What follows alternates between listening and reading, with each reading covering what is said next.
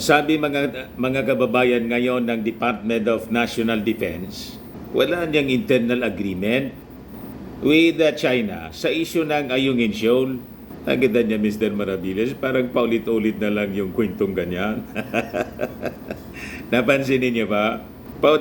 Paulit-ulit po yung counter-propaganda na nilalabas ng ating mga authorities. Kasi po, regular yung releases ng mga black propaganda po ng China sa pamamagitan po ng kanilang mga kasabwat na news organizations and social media bloggers dito po sa ating bansa. Sufficiente po siguro yung mayaman po yung China. Mas mayaman kaysa sa atin po. Kaya malamang ang daloy po ng pundo galing po sa Beijing bumabaha dito.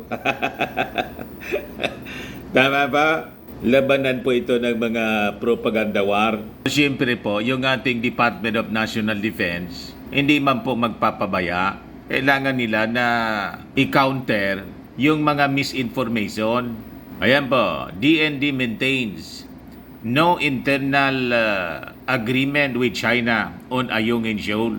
Itong pinalabas na statement po ng ating Department of National Defense bilang sagot po sa lumabas na mga balita, lalo na po dito sa Manila Times. Itong Manila Times po, malamang ito yung may mga columnist po ng Manila Times na matindi po ang pagsaklolo sa China. Chinese interest po yung yung pinapalaganap. Ayan po yung lumabas kasi kanina lang Philippine-China reach understanding in Ayungin Row. Embassy claims. Yan po.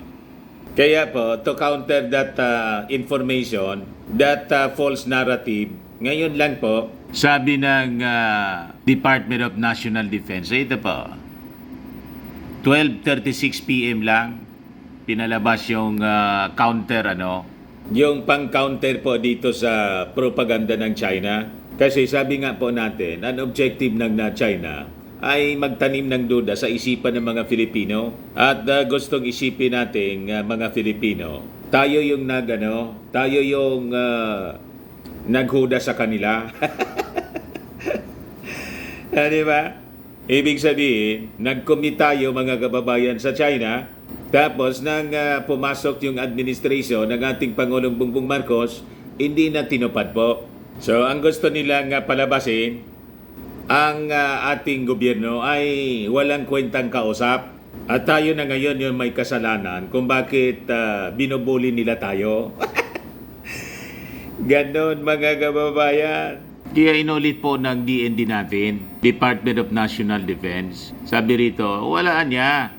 We are not aware of anya, nor it is a party to any internal agreement with China. Dito po sa issue ng Ayungin Shoal, since President Ferdinand Bongbong Marcos Jr. took off office, in a statement po ngayong araw na to, the Department of National Defense also noted that it has not been in contact with any Chinese officials since last year anya. Kasi nga po, walang kwentang kausap yung mga Chinese officials. Ang naalala ko, yung ating Pangulong Bongbong Marcos, nakausap si Xi Jinping. After na siya manalo po, ang pakiusap sana ng ating Pangulong Bongbong Marcos na i-resolve peacefully po at tigilan yung harassment sa ating mga members ng Philippine Coast Guard, lalo na yung sa resupply mission po at lalo na sa ating mga mangingisda, na ibalik po sa dati noong panahon. Buwelo po yung mga Chinese fishermen at yung ating mga mangingisda. Sabi nga natin, nagtutulungan pa sila Pag may naaksidente sa kanilang mga mangingisda, sinasakluduan ng ating mga fishermen at maging ng ating Coast Guard. Pero nagbago yung lahat mga kababayan. So sabi dito, the narrative that unnamed or unidentified Chinese officials are propagating is another crude attempt to advance a falsehood. This is all part of the Chinese propaganda effort to steer Filipino people's attention away from the real issue. in cause of the tensions in the West Philippine Sea, which is China's obstinate refusal to adhere to UNCLOS o dito po sa desisyon ng arbitral tribunal kung saan po sila signatory sila sa arbitral sa UNCLOS. Pero kasi hindi po mabor sa kanila yung desisyon ng UNCLOS po, ayaw nilang kilalanin. Sabi po ng ating DND, it would never enter into any agreement anya that would compromise the country's sovereignty and sovereign rights under the UNCLOS as affirmed by the 2016 arbitral ruling. Sige ana po ng diferensya, mga kababayan ng mga Chinese officials, sinisisi yung ating present administration na hindi tumupad sa agreement with them daw. Wala man po may pakitang document. Di ba? Si Maudigs nag-Poncio Pilato na. Hugas kamay mga kababayan. Naniwala sila doon sa matanda. Sa matanda na yon na ang sinabi ngayon, bukas iba na. Di ba? Kahit nga po may pinirmahan, siguro hindi man nun kikilalanin yung UNCLOS nga po, hindi kinikilala. Pabor na sa atin po yung desisyon ng UNCLOS, ayaw kilalanin. Yung China, ayaw kilalanin. Yung presidente ng Pilipinas, ayaw din kilalanin. Parang gobernador yung presidente ng Pilipinas, parang gobernador ng China. You see? So ito yung lumabas na balita kasi po sa Manila Times. Ito yung kina-counter ng ating Department of National Defense.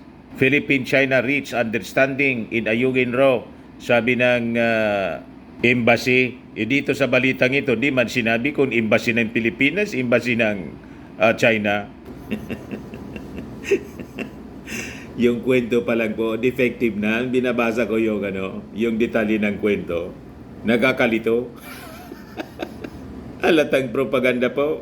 Pero Mr. Maravillas, di ba? Ang laging nagsasabi ng ganon, mga officials ng embahada ng China.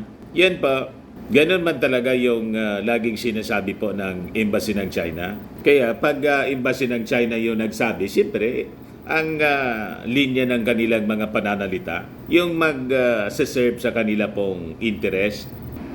The Philippines made two arrangements with China last year toward a peaceful resolution to the dispute over the Ayungin Shoal, a ranking Chinese official told the Manila Times. Yun nga, sakto.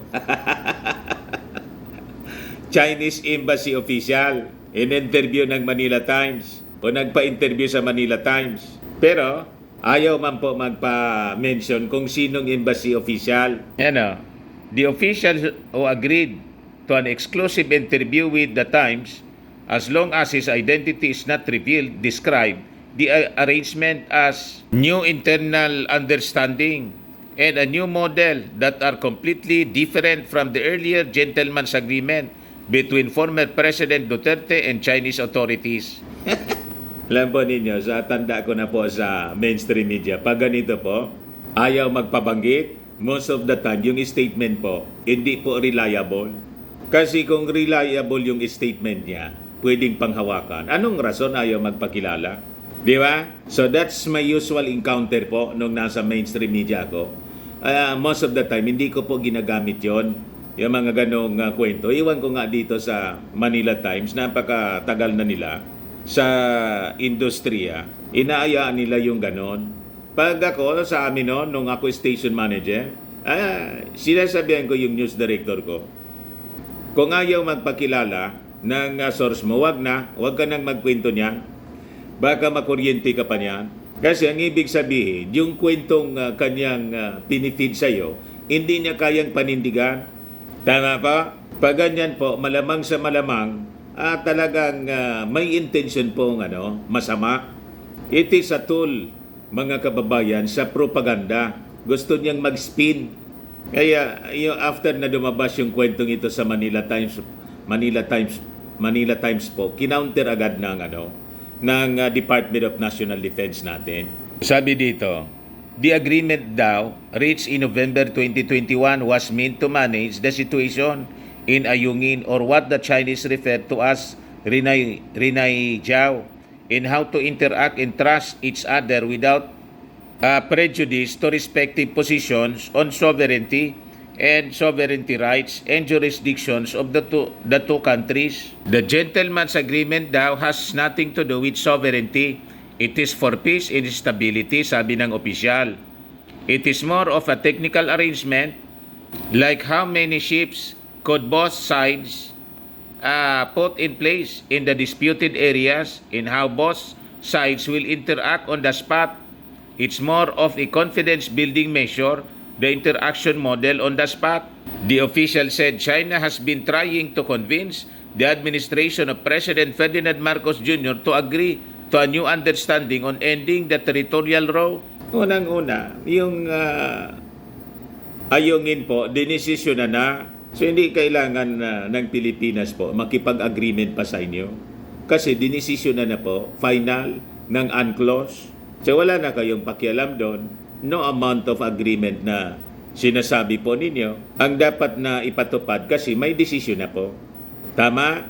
So wala kayong paki sa kung ano yung gusto namin gawin diyan po sa Ayungin Shoal. Ang dapat ninyong gawin ay makiayon kayo sa desisyon. I-recognize ninyo, madaling sabi, yung desisyon ng UNCLOS kasi parte kayo ng UNCLOS. Tapos nang hindi po mabor sa inyo yung desisyon, ayaw ninyong i-recognize. Tama ba yun? So itong mga sinasabi ninyong agreement na yon, na wala man nga, non-existent siya, Doro Gentleman's Agreement ninyo, na sabi nga ng ating Pangulong Bongbong Marcos, kung mayroon man anyang pinasok yung previous administration, nire-rescind ko na yan. Naintindihan ninyo mga Chinese? Wala kayong paki dito sa Ayungin Shoal. Ayan man lang po, mga kababayan, wag na nating ituloy yung mga propaganda nila, baka malito pa kayo. Tama? Yan man lang yung ating short video ngayon. Ako po si Dante Maravillas. Bye-bye po. God bless.